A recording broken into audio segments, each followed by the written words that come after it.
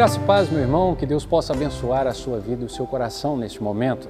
Vamos dar prosseguimento à nossa jornada de fé com Abraão. Na semana passada nós aprendemos como obedecer a Deus mesmo sem saber onde.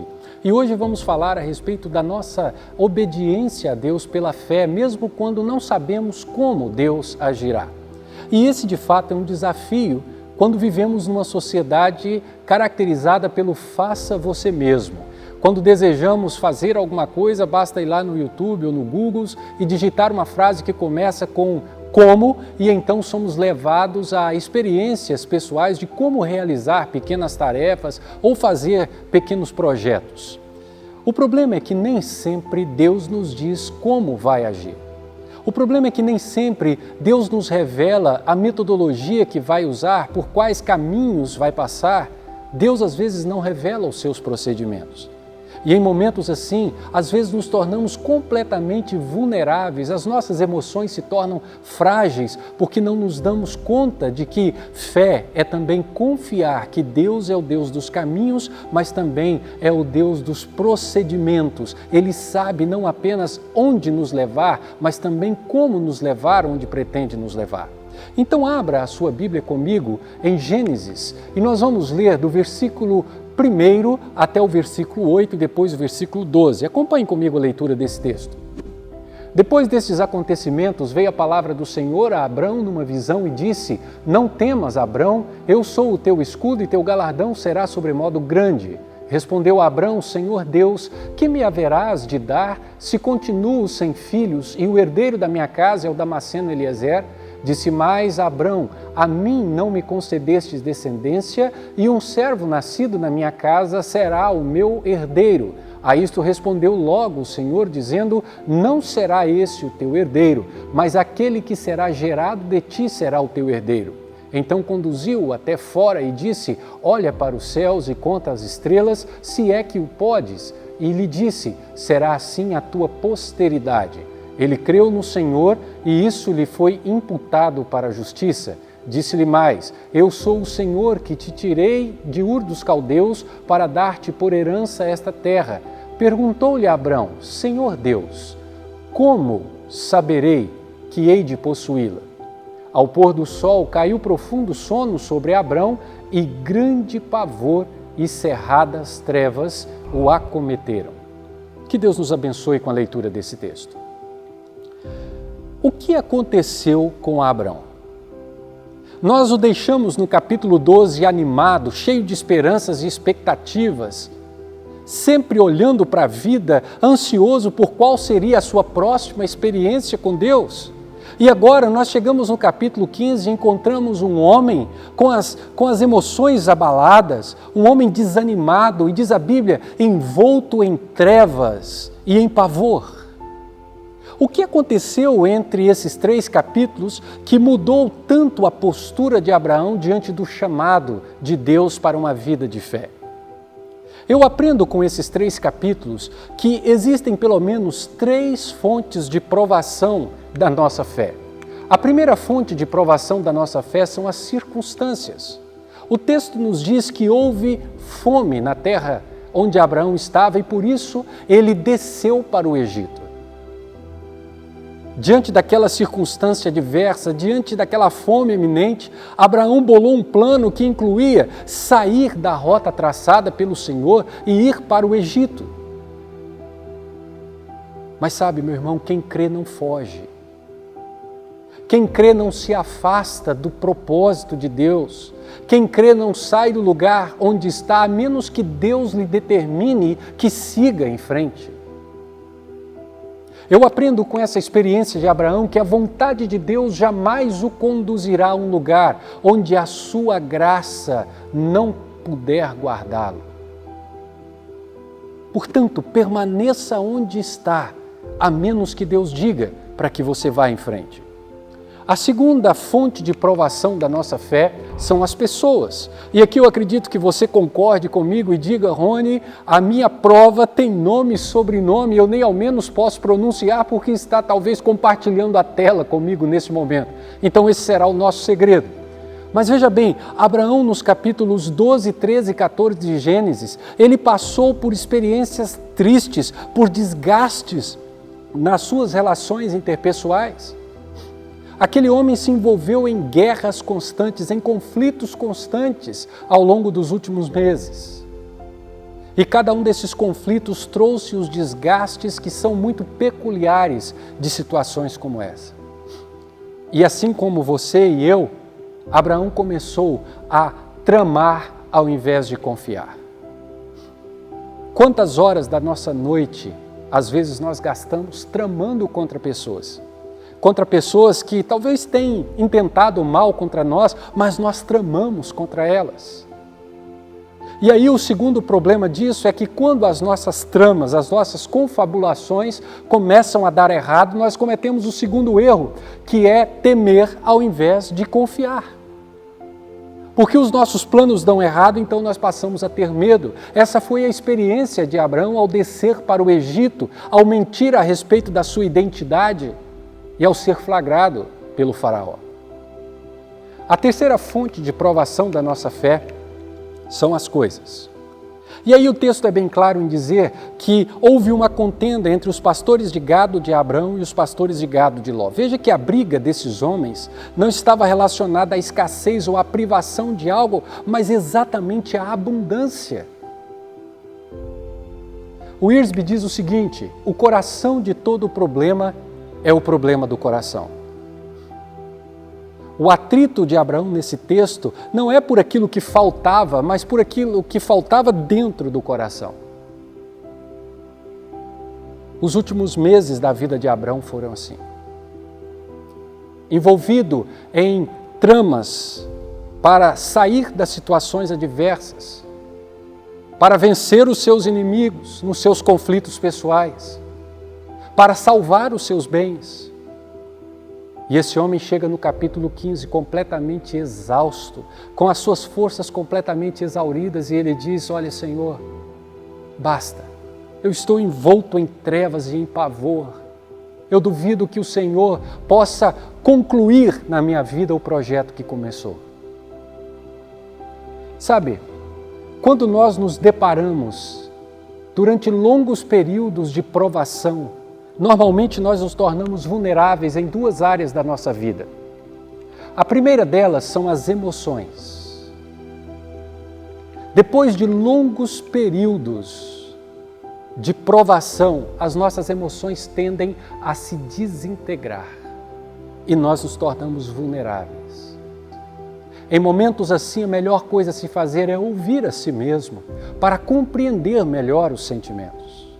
Porque quando isso não acontece, nós vamos ao segundo erro gerado por esse primeiro, que são as ações precipitadas.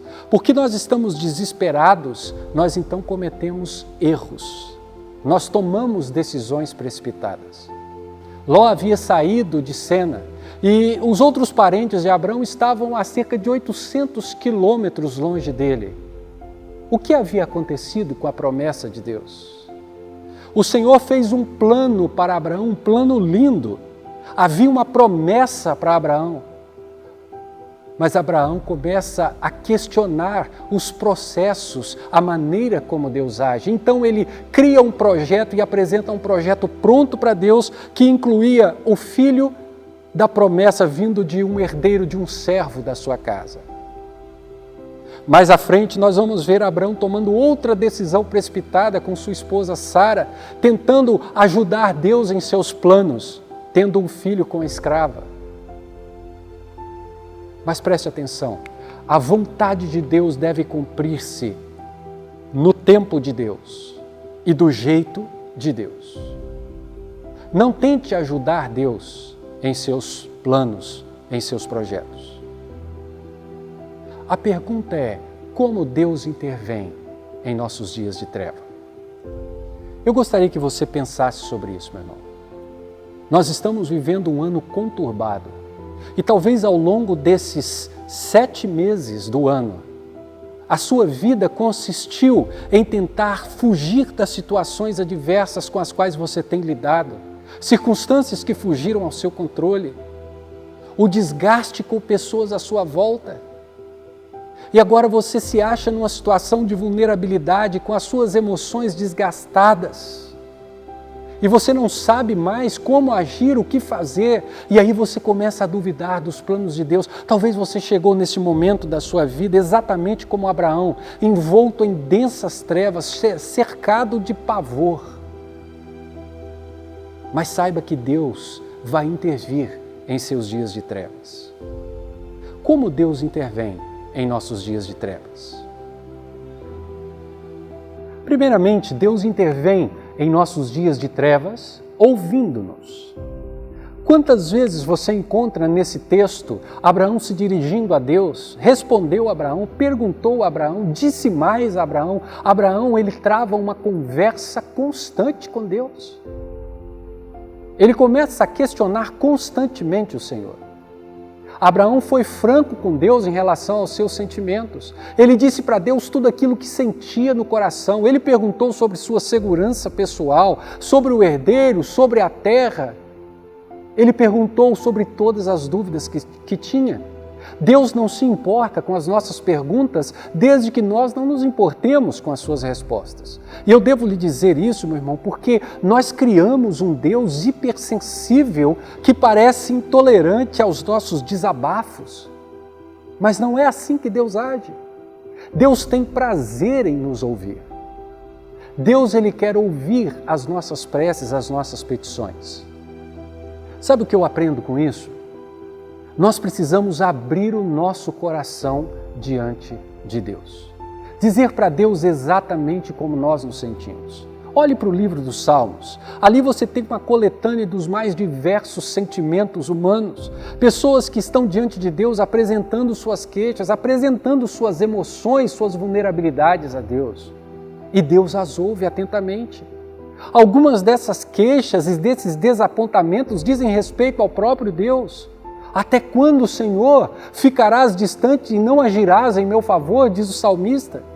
No Salmo 73, o desabafo de Asaf, por exemplo.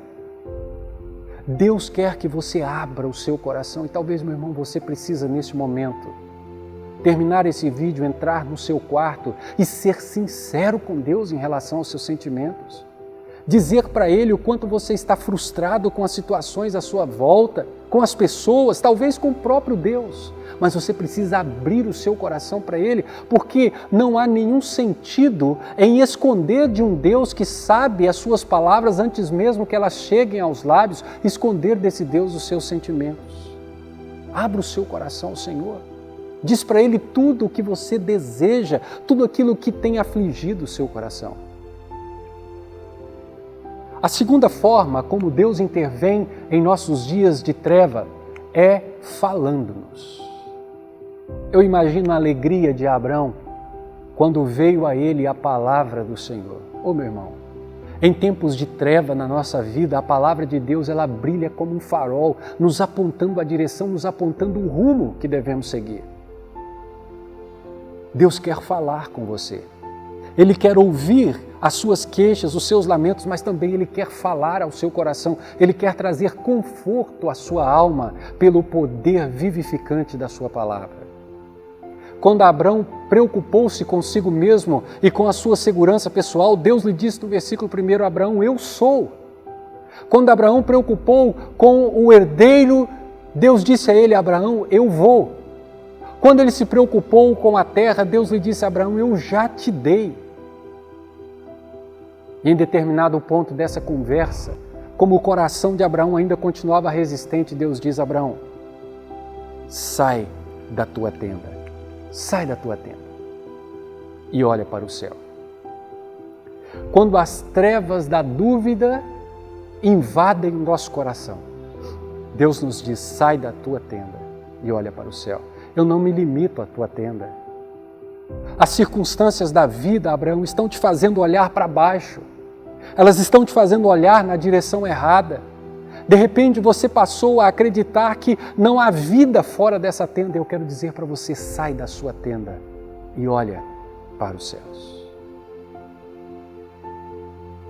Meu irmão, talvez você precisa fazer isso neste momento. Sair da sua tenda. Sair do seu refúgio pessoal e confiar em Deus. olhar na direção certa. Talvez as tempestades à sua volta são tão intensas que você não consegue mais olhar na direção de Deus e Deus está te desafiando. Olha para o céu, olha para o lugar da providência, olha para o Deus soberano, olha para o refúgio verdadeiro, olha para os céus. A terceira maneira como Deus intervém em nossas trevas é gerando fé em nosso coração. O texto nos diz assim, capítulo 12, versículo 6, Abraão creu no Senhor. A palavra crer nesse texto, no hebraico, significa apoiar todo o peso sobre. Abraão, nesse momento, deposita toda a sua ansiedade, todo o seu medo, todo o seu pavor e confia completamente em Deus. Confia em Deus para o seu futuro, para a sua segurança pessoal, para a segurança da sua família. Ele confia que Deus fará e fará muito melhor do que ele poderia fazer. Abraão entendeu que a vontade de Deus deve cumprir-se no tempo de Deus. A vontade de Deus, meu irmão, ela precisa cumprir-se no tempo de Deus. Eu gostaria que você pensasse sobre isso neste momento. Entenda que a vontade de Deus ela vai se cumprir do modo de Deus. Portanto, confie no Senhor. Deus não se atrasa nos seus planos. Ele os cumpre da maneira como quer. Portanto, confie em Deus. Ele é o Deus que faz o fim antes de fazer o início. Nenhuma das suas obras são inacabadas. Portanto, meu irmão, eu gostaria de desafiá-lo nesse momento, se o seu coração está envolto em densas trevas, aprisionado pelo pavor, sai da sua tenda, olha para o céu, ouça a voz de Deus falar com você, abra o seu coração e fale com Deus, mas deposite sobre Ele toda a sua ansiedade, porque Ele tem cuidado de você. Eu gostaria de orar com você neste momento e pedir que a paz de Deus possa estar operando poderosamente no seu coração. Vamos falar com Deus. Nosso Deus, nós te agradecemos, Senhor, pelo teu poder soberano, porque tu és o Deus que conduz todas as decisões, todos os caminhos, mas também todos os processos, ó Deus. E nós oramos para que o Senhor intervenha com paz no coração de cada coração aflito, na vida de cada irmão que está aflito neste momento. Que a tua paz, ó Deus, possa se acampar como um exército ao redor do coração e da mente, trazendo a Deus expectativa e confiança no poder do Senhor. Em nome de Jesus é que nós oramos. Amém, Senhor. Que Deus possa abençoar poderosamente a sua vida ao longo dessa semana e desafio você a ler deste capítulo 15 até o capítulo 21 de Gênesis, que será a nossa próxima aula. Que Deus abençoe poderosamente a sua vida.